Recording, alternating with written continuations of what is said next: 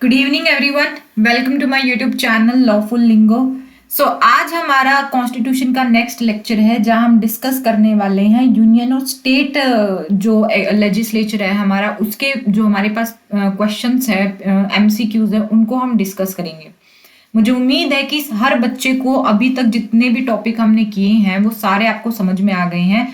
और आज का जो लेक्चर है वो स्पेशली पार्लियामेंट और स्टेट लेजिस्लेचर से रिलेटेड जितने भी हमारे पास एमसीक्यूज है उनको हम डिस्कस करने वाले हैं। हम इस बैच के अंदर जो हमारा जूरिस्प्रूडेंस का सब्जेक्ट कंप्लीट हो चुका है, हमारा पीआईएल का सब्जेक्ट सुबह की क्लासेस में चल रहा है, कॉन्स्टिट्यूशन का सब्जेक्ट हमारा शाम की क्लासेस में चल रहा है। हर टॉपिक के साथ हम जो हमारे पास एमसीक्यूज है उनको हम डिस्कस कर रहे हैं। और साथ में जैसे जैसे जिस जिस सब्जेक्ट का सिलेबस कंप्लीट होता जा रहा है हम आपको मॉक टेस्ट भी प्रोवाइड करवा रहे हैं। तो मुझे उम्मीद है कि ये चीज़ें आपको इस बार पसंद आ रही है और चीज़ों को और अच्छे से, आपका जो कंसेप्ट है वो और अच्छे से क्लियर हो रही हैं। तो चलिए आज का लेक्चर शुरू करते हैं। लेकिन उससे पहले मैं ये बता दूं, अगर किसी भी स्टूडेंट को हमारे यूजीसी नेट लॉ सब्जेक्ट के इस बैच के जूरिस्प्रूडेंस के नोट्स परचेज करने हैं तो उसके लिए आप हमें ईमेल ज़रूर करें। ईमेल आपको इस वीडियो के पिन कमेंट पर पता चल जाएगा या फिर डिस्क्रिप्शन बॉक्स में पता चल जाएगा। और पिन कमेंट से ही आपको जूरिस्प्रूडेंस के नोट्स की फीस भी पता चल जाएगी। वहां पर आपको साथ में एमसीक्यूज और जो हमारे मॉक टेस्ट है उनका प्राइस भी पता चल जाएगा। और बाकी कुछ इन्फॉर्मेशन भी वहां पर अवेलेबल है, उनके बारे में भी आपको पता चल जाएगा। आप वहां से चेकआउट करो और हमें ईमेल करो जो चीज़ें आपको चाहिए है। उसके अलावा काफ़ी सारे स्टूडेंट है जो चाहते हैं कि हम उनको सारे सब्जेक्ट के नोट्स अभी अवेलेबल करवा दें। तो अगर अभी आपको सारे सब्जेक्ट के नोट्स चाहिए तो पिछले बैच के नोट्स भी हम आपको अवेलेबल करवा सकते हैं। इस बैच के नोट्स में और पिछले बैच के नोट्स में ज़्यादा कुछ फ़र्क नहीं है, बस कुछ चीज़ें इस बैच में हमने अपडेट की हैं, हमारे नोट्स के अंदर इंक्लूड की है। तो जैसे जैसे आप क्लास लगाते रहेंगे उसके साथ साथ आप चीज़ों को अपने नोट्स में इंक्लूड कर लेना। सिंपल सी बात है, कुछ कुछ चीज़ें हैं वो आपको साथ में इंक्लूड कर लेना, कोई लंबी चौड़ी वाली बात नहीं है। तो जिन भी बच्चों को सारे सब्जेक्ट के नोट्स परचेज करने हैं तो वो हमें ईमेल ज़रूर करो ताकि हम आपको नोट्स प्रोवाइड कर सकें। ठीक है, तो चलिए भाई आज का लेक्चर शुरू करते हैं और देखते हैं कि किस तरह के एमसीक्यूज है हमारे पास पार्लियामेंट और स्टेट लेजिस्लेचर से रिलेटेड। ठीक है, तो हमारा पहला ही क्वेश्चन है हमारा जहां बात बोली गई है कि under the special power of Rajya Sabha which of the following resolution can originate only in the Rajya Sabha. ये कह रहा है कि स्पेशल पावर ऑफ राज्यसभा के तहत कौन से ऐसे रेजोल्यूशन है जो सिर्फ राज्यसभा में ओरिजिनेट हो सकते हैं। मतलब वो रेजोल्यूशन क्या है, सिर्फ राज्यसभा में ही लाए जा सकते हैं, शुरू हो सकते हैं, लेकिन लोकसभा में नहीं। तो क्या क्या ऑप्शन दे रखे हैं वो हम देखते हैं। Resolution seeking removal of vice president, ये कह रहा है कि वाइस प्रेसिडेंट को उनके ऑफिस से हटाने का जो रेजोल्यूशन है वो सिर्फ राज्यसभा में लाया जा सकता है। ये बात ठीक है क्योंकि वाइस प्रेसिडेंट क्या होते हैं, चेयरमैन ऑफ राज्यसभा होते हैं। Remember, of Rajya Sabha. ठीक है, तो जो राज्यसभा है इसके चेयरमैन को हटाने के लिए तो इसका जो रेजोल्यूशन है वो सिर्फ राज्यसभा में ही शुरू हो सकता है। ये बात तो ठीक है, तो ए पॉइंट हमारा ठीक है। तो जहां ए पॉइंट नहीं है ऑप्शन में पहले तो उसको काट दो। ए बी पहले में है, ए सी इसमें भी है, डी बी इसमें नहीं है, तो ए बी सी, तो 3 ऑप्शन बचते हैं हमारे, इनमें से कोई करेक्ट आंसर होगा। तो देखते हैं बाकी चीजें, हम देखते हैं।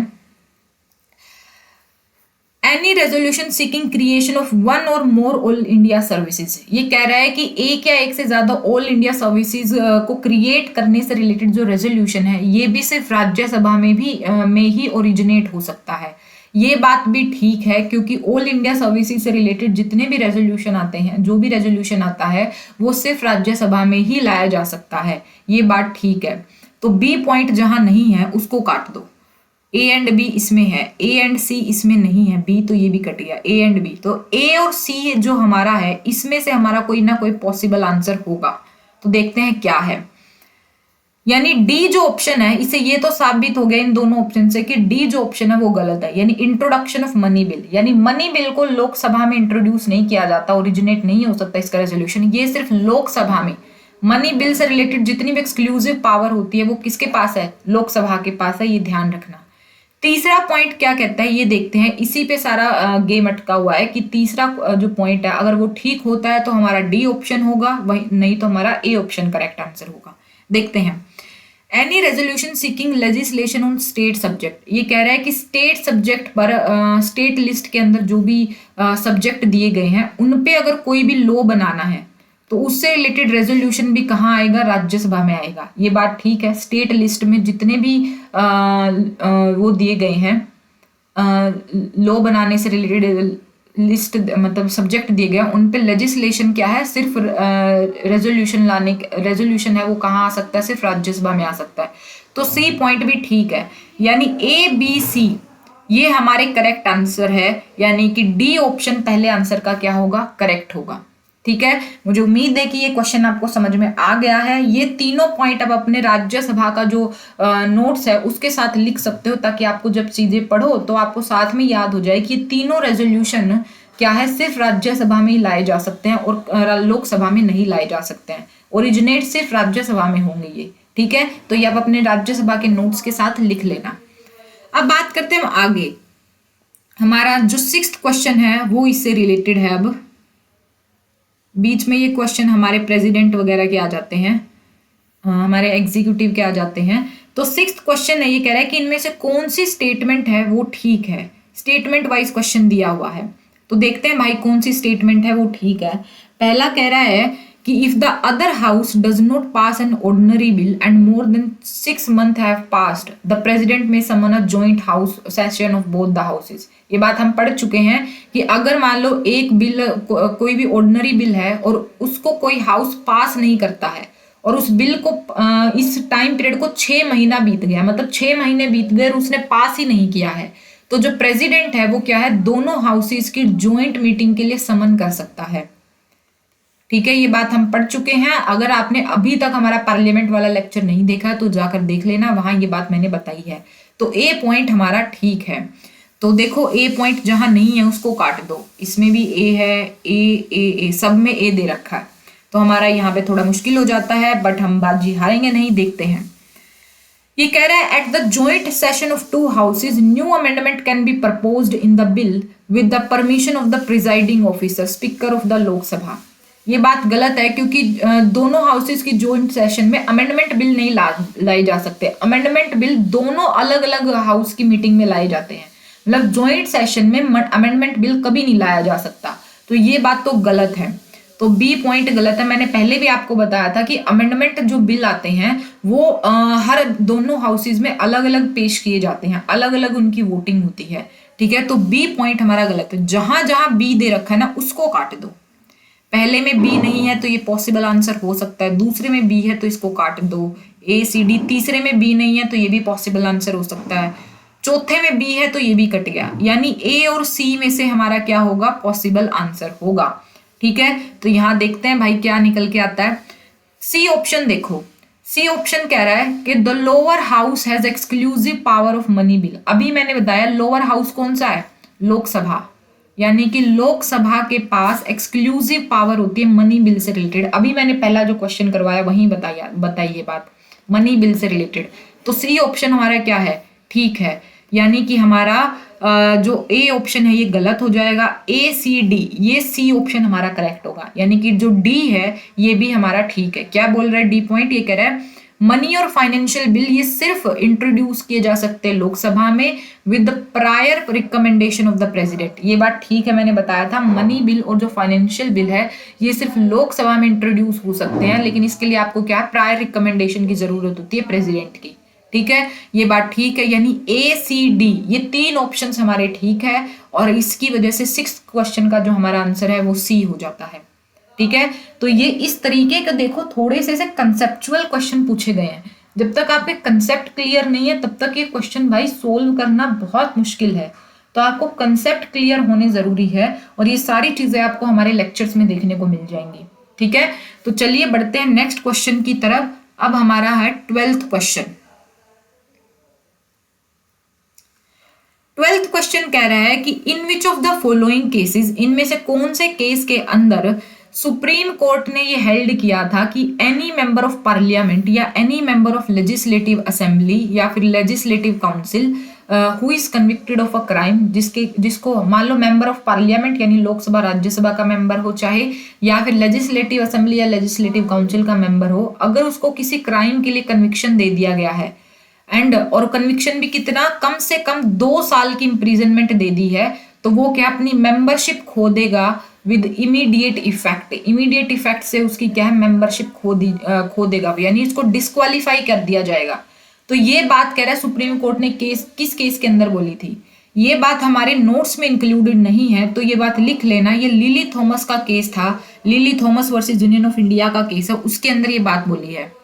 तो देखो यहाँ डी ऑप्शन दे रखा है, लिली थॉमस का केस। तो ये बात बोली गई है lily Thomas versus union of India का केस। अभी आपको याद हो तो 1-2 साल पहले की बात है, 1-1.5 साल पहले की, जो हमारे राहुल गांधी साहब है, उन पे ऐसा कोई केस चला था और उनको कम से कम 2 साल की सजा दी गई थी। देखो 2 साल से भी 1 दिन की कम सजा है ना, मान लो 1 साल और 364 दिन की सजा है, तब ये चीज लागू नहीं होगी। लेकिन अगर आपको पूरे 2 साल की सजा है ना, तब आपको क्या है, आपकी जो मेंबरशिप है पार्लियामेंट में या स्टेट लेजिस्लेचर में, वहां से आपको डिस्क्वालीफाई कर दिया जाएगा, वो भी इमीडिएटली। ठीक है, लेकिन इनके पास पैसे होते हैं तो चला लेते हैं भाई। हमारे जो राहुल गांधी है वो भी बच गए, ठीक है, वरना उनकी जाती सीट पार्लियामेंट की। तो lily Thomas versus union of India के केस में ये बात हेल्ड की गई थी, अपने नोट्स में इंक्लूड कर लेना। ठीक है, नेक्स्ट क्वेश्चन है हमारा 17th नंबर का क्वेश्चन।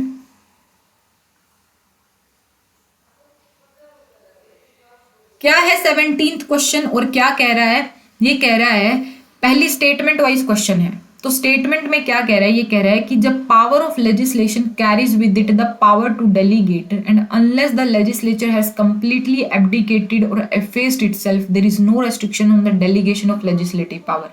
ये कह रहा है कि जो लेजिस्लेशन है ना, उसके पास अपनी जो लेजिस्लेशन की पावर है वो डेलीगेट करने की पावर है। मतलब आपको डेलीगेटेड लेजिस्लेशन के बारे में सुना होगा ना, कि जो लेजिस्लेचर है यानी जो पार्लियामेंट है या स्टेट लेजिस्लेचर है, वो अपनी लॉ बनाने की जो पावर है वो डेलीगेट कर सकता है। ये बात सुनी होगी आपने। और इसकी जो लेजिस्लेटिव पावर को डेलीगेट करने की पावर दी गई है इसके ऊपर, वो क्या है, इसके ऊपर कोई रेस्ट्रिक्शन नहीं लगाई गई है। ये बात बिल्कुल ठीक है हमारी। तो पहला पॉइंट हमारा ठीक है, स्टेटमेंट 1 ठीक है। दूसरा कह रहा है पार्लियामेंट कैन एबिडिकेट और efface itself by creating parallel legislative body. ये कह रहा है कि पार्लियामेंट क्या कर सकता है, जो ये लेजिस्लेटिव पावर है इसको एबिडिकेट कर सकता है। कैसे? एक legislative parallel legislative body create करके नहीं। ऐसा मैंने आपको बताया था कि इनफैक्ट जो प्रेसिडेंट है हमारे, उनकी जो ऑर्डिनेंस मेकिंग पावर है वो भी पार्लियामेंट की लेजिस्लेचर जो लेजिस्लेशन मेकिंग पावर है ना, उसकी पैरेलल पावर नहीं है, को एक्सटेंसिव पावर है। तो कोई भी ऐसी बॉडी को क्रिएट किया ही नहीं जा सकता जो लेजिस्लेचर के बराबर यानी पार्लियामेंट के बराबर लॉ बनाने की पावर रखती हो, पैरेलल लेजिस्लेटिव बॉडी हो, तो ऐसी तो क्रिएट हो ही नहीं सकती है। तो जो सेकंड ऑप्शन है हमारा, सेकंड स्टेटमेंट है, ये गलत है। यानी हमारा पहला स्टेटमेंट ठीक और दूसरा स्टेटमेंट गलत है। तो ये बात हमारे कहाँ दी गई है, देखो statement 1 is correct and statement second is incorrect. तो सी ऑप्शन हमारा 17th का क्या होगा, करेक्ट आंसर होगा। ठीक है, ये सारी चीजें मैंने आपको बताई है और ये सारी चीजें आपको पता होनी चाहिए। तो जब हमने ऑर्डिनेंस मेकिंग पावर पढ़ी थी तब मैंने आपको ये बताया था कि जो पार्लियामेंट की लेजिस्लेशन मेकिंग पावर है, लॉ बनाने की पावर है, उसके साथ कोई भी आप पैरेलल लेजिस्लेटिव बॉडी बनाई ही नहीं जा सकती है। तो ये बात वहां से निकल के आ जाती है। तो 17th का हमारा क्या होगा, सी आंसर होगा। तो मुझे लगता है कि आपको चीजें समझ में आ रही है, और अगर आपके कंसेप्ट बहुत अच्छे हैं ना, तो भाई तभी इस तरह के क्वेश्चंस आपके सोल्व हो सकते हैं। ठीक है, चलो बढ़ते हैं नेक्स्ट क्वेश्चन की तरफ। नेक्स्ट क्वेश्चन है हमारा 23rd नंबर का क्वेश्चन। ये बीच बीच में हमने एग्जीक्यूटिव के क्वेश्चन लिखे हुए हैं जो हम पहले सोल्व कर चुके हैं। 23rd नंबर का क्वेश्चन ये कह रहा है, article 80 of the constitution of India, the representatives of the each state in the council of state are elected by. Article 80 याद है, किस चीज के बारे में है बताओ?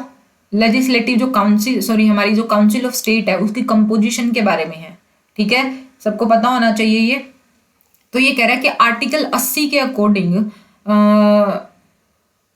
जो रिप्रेजेंटेटिव्स ऑफ स्टेट है इन द काउंसिल ऑफ स्टेट, ये इलेक्ट कैसे होते हैं।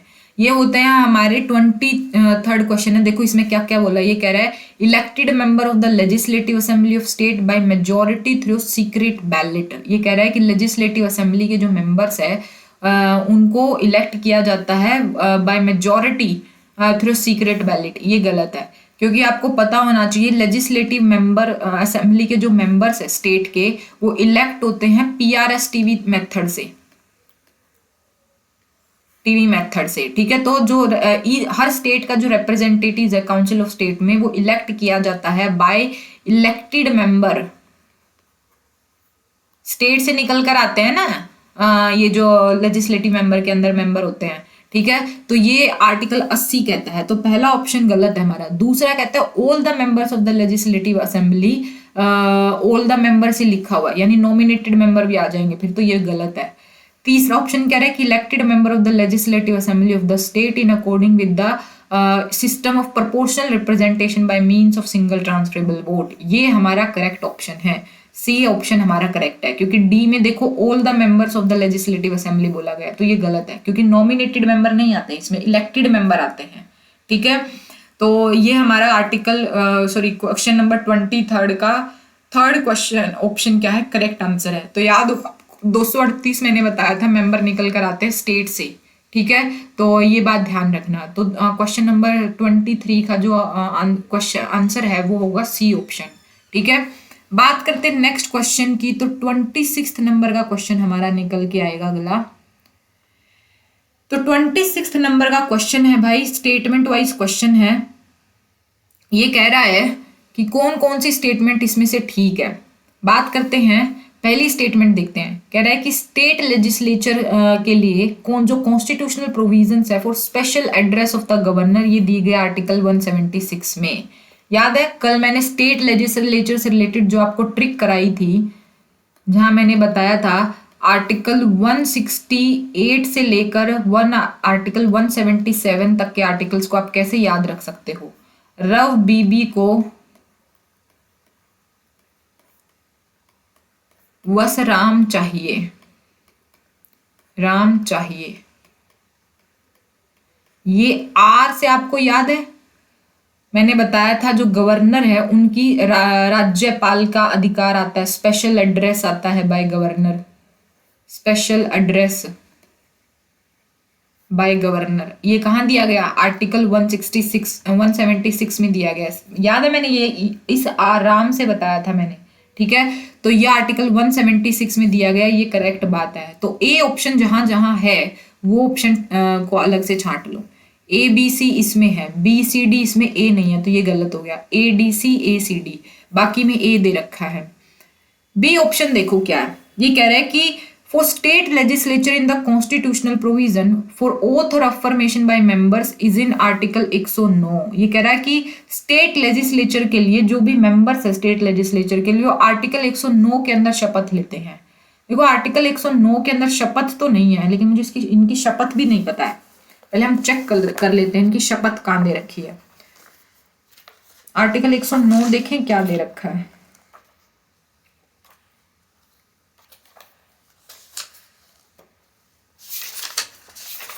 ये तो एसेंट टू द बिल से रिलेटेड पहले कुछ आर्टिकल आते हैं ना।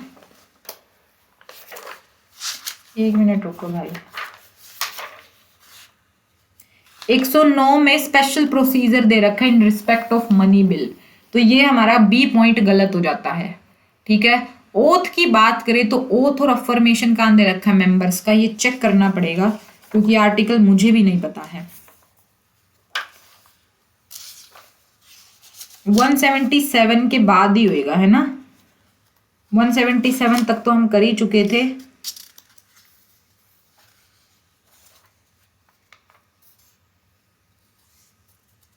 ये दे रखा है 188 के अंदर, oath or affirmation by members कहाँ दे रखी है, आर्टिकल 188 के अंदर। ये भी यहां से नोट डाउन कर लेना अपने नोट्स के अंदर। ठीक है, तो ये हमारा बी पॉइंट गलत है। जहां जहां बी पॉइंट है ना उसको काट दो। ABC इसमें है, ये कट गया। ADE ACD, तो यहाँ पे तो है नहीं। इन दोनों में से हमारा क्या है, पॉसिबल आंसर निकल कर आएगा। तो चलिए देखते हैं सी जो ऑप्शन है ये कह रहा है कि स्टेट लेजिस्लेचर के लिए special procedure in money bill is covered by in article 198। कह रहा है कि स्टेट लेजिस्लेचर से रिलेटेड जो स्पेशल प्रोसीजर है मनी बिल से रिलेटेड ये आर्टिकल 198 में दे रखा है। ठीक है, 109 में तो दे रखा है पार्लियामेंट से रिलेटेड, और 198 में मेरे ख्याल से स्टेट लेजिस्लेचर से रिलेटेड दे रखा है। ठीक है, ये चेक कर लेते हैं, सही बात है, ये स्टेट लेजिस्लेचर से रिलेटेड दे रखा है। तो सी ऑप्शन हमारा ठीक है। तो सी दोनों सी इसके अंदर देखो ए डी ई, इसके अंदर सी नहीं है तो ये कट गया हमारा। डी ऑप्शन क्या बचता है, करेक्ट आंसर बचता है। यानी ई ऑप्शन जो है हमारा वो गलत है। क्या है ई ऑप्शन में, for state legislature provision for disqualification of member is given in article 190। नहीं, ये आर्टिकल 191 में दे रखा है, मैंने कल ही बताया था आपको। ठीक है, आर्टिकल 191 में दे रखा है, तो ये गलत है। तो ई ऑप्शन हमारा गलत हो जाता है।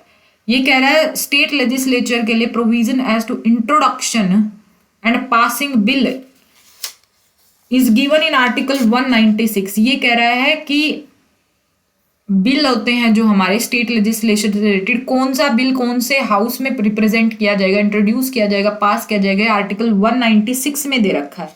ये बात ठीक है। ठीक है, तो ये आर्टिकल 196 में दे रखा है। ये एक दो चीजें हैं जो हमारे नोट्स में इंक्लूडेड नहीं है, तो ये आप वहां पे स्टेट लेजिस्लेचर से रिलेटेड चीजें लिख लेना। ठीक है, ताकि आप जब स्टेट लेजिस्लेचर पढ़ो तो ये सारी चीजें आपको साथ में इंक्लूडेड हो। ठीक है, तो ये हमारा डी ऑप्शन क्या है, करेक्ट आंसर निकल कर आता है। तो ये हमारा डी ऑप्शन यहाँ से करेक्ट आंसर है। मुझे उम्मीद है कि सारी चीजें आपको समझ में आ रही है। अब हम बात करते हैं नेक्स्ट क्वेश्चन की। कितने नंबर का क्वेश्चन था ये, अब आएगा हमारा 28 नंबर का क्वेश्चन।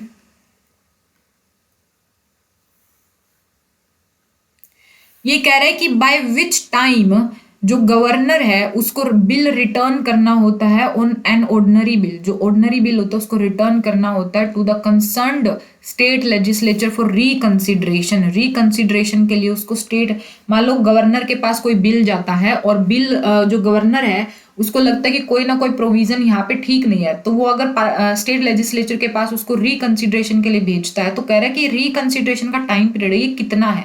तो कोई टाइम पीरियड नहीं दे रखा है। हमने ये बात पढ़ी है, जब हमने गवर्नर से रिलेटेड चीजों को पढ़ा था तो ये बात हमने पढ़ी थी।